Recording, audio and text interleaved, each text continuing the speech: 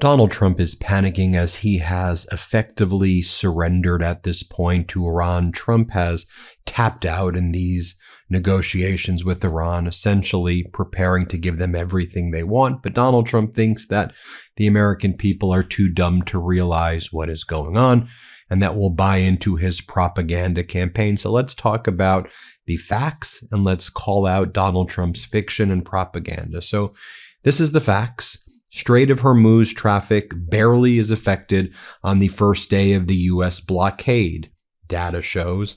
And as the Iranian social media accounts are posting, I'm choosing peace today. Do not test the retired troll in me.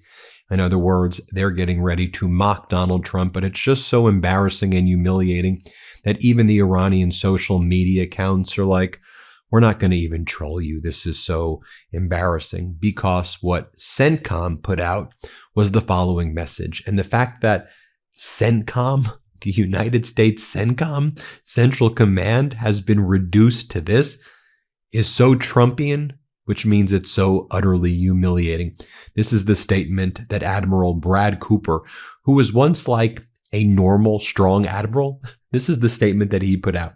In a statement from Admiral Brad Cooper, the commander of U.S. Central Command, he states that the blockade of Iranian ports, quote, has been fully implemented as U.S. forces maintain maritime superiority in the Middle East. Cooper adds that since the blockade began on Monday, roughly 36 hours ago, U.S. forces have completely halted economic trade going into and out of Iran by sea.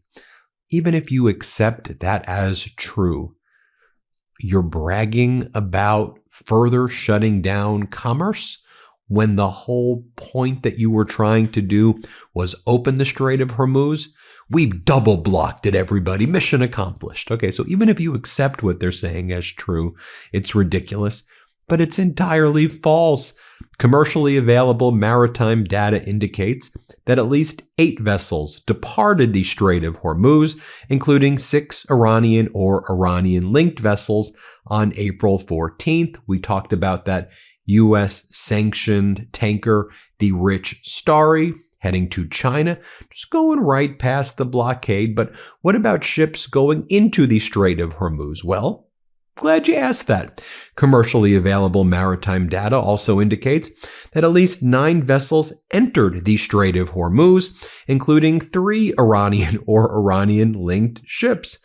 So, Institute for the Study of War posits, is this part of the exemptions that the Trump regime is giving to these ships, or how come ships are going out past the blockade and in through the blockade while CENTCOM is saying we have maritime superiority? If you have maritime superiority, then why don't you control the Strait of Hormuz? Or is that just part of the master plan here that will be revealed in due time? Also, as tanker trackers, that does a great job, you guessed it, tracking tankers, explains, a non-Iranian supertanker capable of carrying 2 million barrels of crude oil, blacklisted by the U.S. Office of Foreign Assets Control for violating sanctions on Iran, just made her way into the country via the Strait of Hormuz, all while it had its signaling on so that anybody can see it. It didn't even try to hide where it is. It is mocking. They are mocking the United States right now. And one of the things that they're doing as well, and perhaps this is being done with the tacit agreement of the Trump regime, it's exactly what I said was going to happen. So you'll have a ship go to an Iranian port, one side of the Strait of Hormuz, right? Then it goes right in the other direction to Oman, another country, to the port of Oman on the other side of the Strait of Hormuz. And then they're like, look, Mom, we didn't leave from an Iranian port, so I guess we're not subject to the blockade. And the Trump regime is like, oops, I guess you're not subject to the blockade. It's just on the Iranian ports. Like, do y'all see what's going on and how weak and pathetic it is? But speaking about weak and pathetic, let's take a look at what Donald Trump has been saying since February 6th. Our editor-in-chief, Ron Filipkowski, he has listed Donald Trump continuing to say they want to make a deal badly. A direct quote from Donald Trump. February 6th, they want to make a deal badly. March 2nd, they want to make a deal badly. March 16th, they want to make a deal badly. March 24th, they want to make a deal badly. On the 25th, on April 1st, on April 13th, and then yesterday on April 14th, yes, they want to make a deal so badly. Donald Trump called up one of his favorite reporters, Jonathan Karl of ABC, and here's what Donald Trump told him yesterday. He goes, I'm thinking about extending the ceasefire, but I don't think it's going to be necessary. Hey, Jonathan, I think you're going to be watching an amazing 2 days ahead. I really do. I asked if the war ends with a deal, or do you just say, look, we knocked out their capability and that's it. Donald Trump goes, it could end either way, but I think a deal is preferable because then they can rebuild. They really do have a different regime now. No matter what, we took out the radicals. They're gone, no longer with us. And then Donald Trump said to Jonathan Karl, if I weren't president, the world would be torn to pieces. If I weren't president, the world would be torn to pieces. That's called malignant narcissism right there, of the most extreme kind. And Donald Trump exhibits that every single moment of every single day. Now, Donald Trump says, though, he's holding out for a grand bargain. That's what J.D. Vance was saying yesterday when he spoke at a Turning Point USA event where very few people showed up. It was like hundreds of people in a massive stadium. It was so humiliating for J.D. Vance. And J.D. Vance is like, the thing about Donald Trump that we all need to think about when it comes to Iran, he's just holding out for the perfect deal, the grand bargain. We don't want to make small deals. Here's what J.D. Vance had to say about that. Let's play this clip. He said, if you guys commit to not having a nuclear weapon, we are going to make Iran thrive. We're going to make it economically prosperous, and we're going to invite the Iranian people into the world economy in a way they haven't been in my entire life. And that's the kind of Trumpian grand bargain that the president has put on the table. And while J.D. Vance is saying that, Maria Bartiromo of State Regime Media, which calls itself Vox, she interviewed Donald Trump yesterday, and she said that Donald Trump was running around the White House saying, the war is over. We've won. It's completely done. It's over. Here's what Maria Bartiromo says. Let's play this clip. I just left the president. It was a great interview. He said a lot about the economy, about the Iran war, about NATO. One thing that I'll leave you with, I said to him, Mr. President, you keep talking about the war like was. I said, is it over? He said, it's over. Join the whole interview tomorrow, Mornings with Maria, Fox Business, 6 to 9 a.m. Eastern. I'll see you then. Now, what are they saying about that in Iran? Social media accounts like the Iran embassy in the UK posting this image of Donald Trump, calling him Don Tzu, like Sun Tzu, with the art of war, but they have their own expressions. Don Tzu. If you can't open it, close it tightly, regarding the Strait of Hormuz. Or you have these cartoons that they're putting out of Iran, of the Houthis in Yemen chasing off aircraft carriers of the United States. One thing that we should be aware of, and it's obvious that the Iranians are aware of as well, as Donald Trump's we don't want a small deal. We want a grand bargain. So the Trump regime right now is sending its big aircraft carrier and its aircraft carrier group, the George H.W. Bush aircraft carrier. And because they are so afraid of going through the Red Sea, they're sending it all the way around Africa, because even the United States aircraft carriers are afraid of Iran's proxies in the Red Sea. So while our CENTCOM, just think about the logic. CENTCOM says we have maritime superiority. Okay, but you're afraid to send a United States aircraft carrier group, the pride and joy of the United States military. You're too scared to send that through the Red Sea because of the Houthis, so you're sending it all the way around Africa. That doesn't exactly instill a lot of confidence in ships in the Strait of Hormuz. Like, you realize that, right? Like, do you think that the shipping industry is too dumb to realize that if the United States aircraft carrier group is too afraid to go into the Red Sea, where the capabilities of the Iranian proxy group, the Houthis, is less significant than the Iranian capabilities in the Persian Gulf, that you're sending a message that you're scared? Or are we supposed to just buy into all of this propaganda that you spew? The Iranians aren't. I mean, they're posting images like this. They're showing photos of Donald Trump's mom. And Donald Trump's mom, they have her saying, yes, my son Donald is an idiot with zero common sense and no social skills. He is an egomaniac sociopath beyond belief, but he is my son. I sincerely just hope he never gets into. He would be a disaster if he were to ever become the president. He's a catastrophe for humanity. Then Iran social media account says, do you remember this? Rest in peace, Mary Ann Trump. Second version. Then they talk about invoking the 25th Amendment. Then they did a new Lego video where Melania Trump, they call Melania Trump Epstein Queen in Iran right now. And they're just mocking Melania, saying Epstein Queen, Epstein Queen, Epstein Queen. And again, if you want to know like, you have to study what's going on in Iran. Like, we have to develop an understanding of the true dynamics here, right?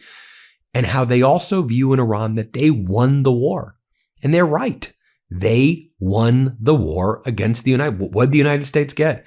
The U.S. claims it wanted regime change. It claims it wanted to destroy Iran's ballistic missile capabilities, and they didn't get that. I mean, Donald Trump can lie about it, but it's a massive lie.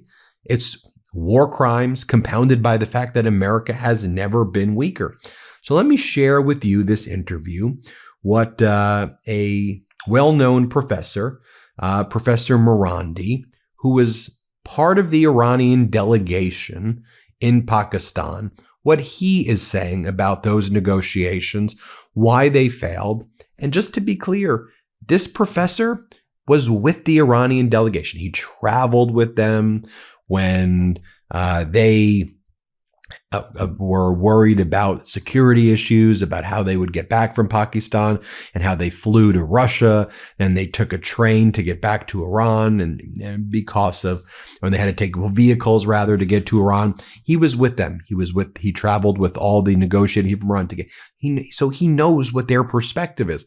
Don't you think that we should listen to understand, especially if we're going to be engaging in more negotiations, what they're thinking? So here's what Professor Marandi from Iran had to say about Iran's sovereignty and how Iran will not give up its sovereignty in negotiations to civilian uranium enrichment. Here's what he says. Play this clip. Iran is not going to give up its sovereignty. It's not going to give up its rights as a sovereign and independent country.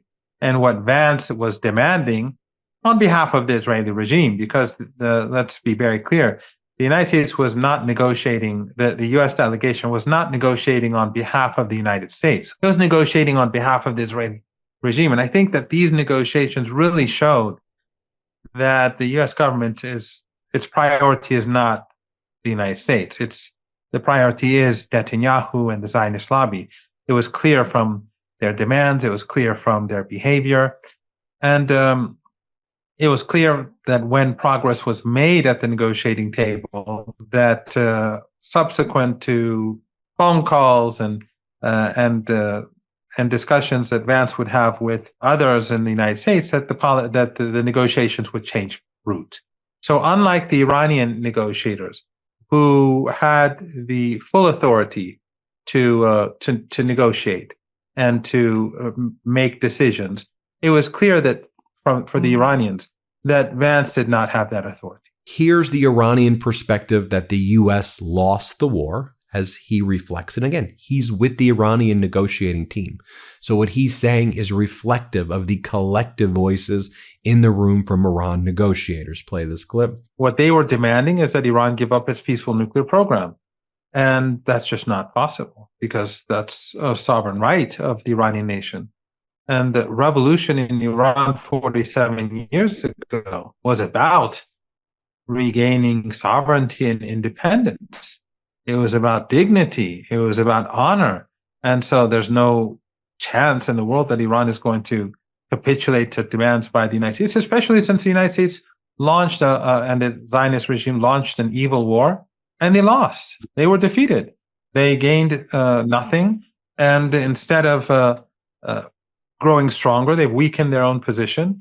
And also at the negotiating table, Vance was demanding, and the United States demanding, that Iran share the Strait of Hormuz with the United States, which is quite interesting.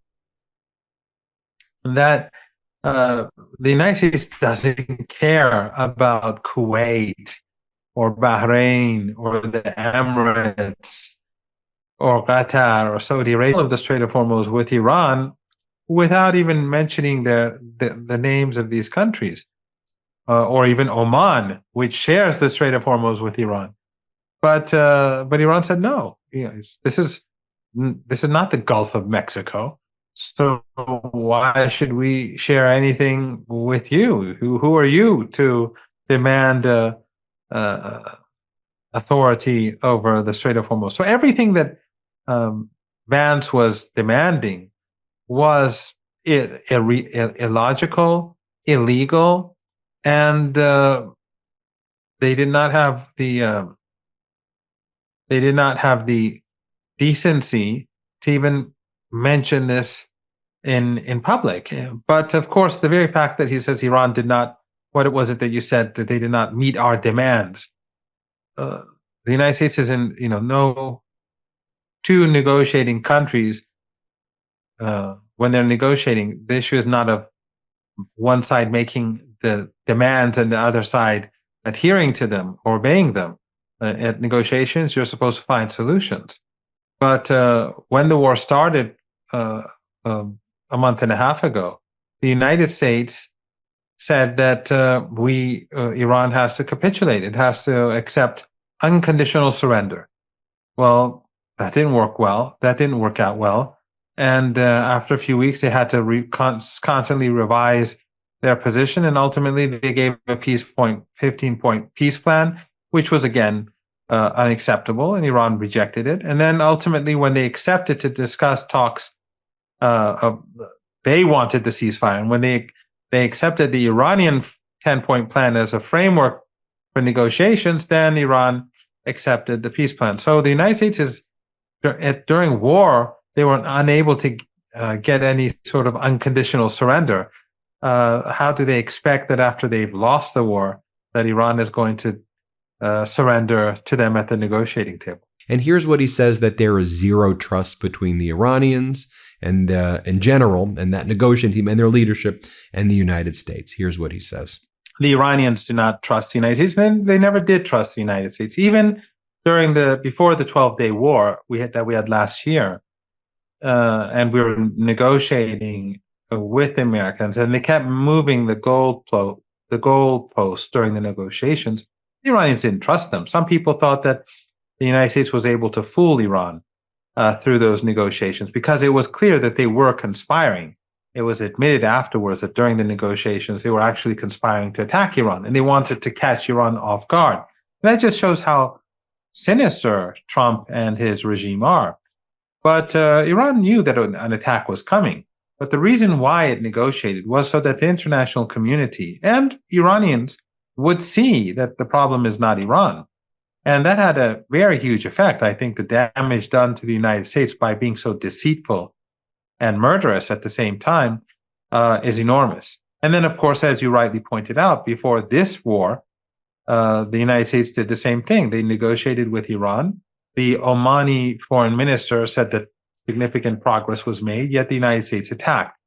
And that again shows that there's no reason why anyone, the Iranians aside, no one else should trust the United States at anything, because they're deceitful and they're sinister. And so one other development happened yesterday also that I think is worth pointing out, so that we can all be on the same page here about, just as I mentioned at the outset, fact versus fiction. So one of the things that Iran said was a precondition to reaching a resolution was a complete, not just ceasefire, but security guarantees in Lebanon for the Iranian proxy group Hezbollah in Lebanon. Not the Lebanon government, Hezbollah in Lebanon. That's what Iran is looking for. I'm just letting you know what their position is, okay? This is what the Iranian position is.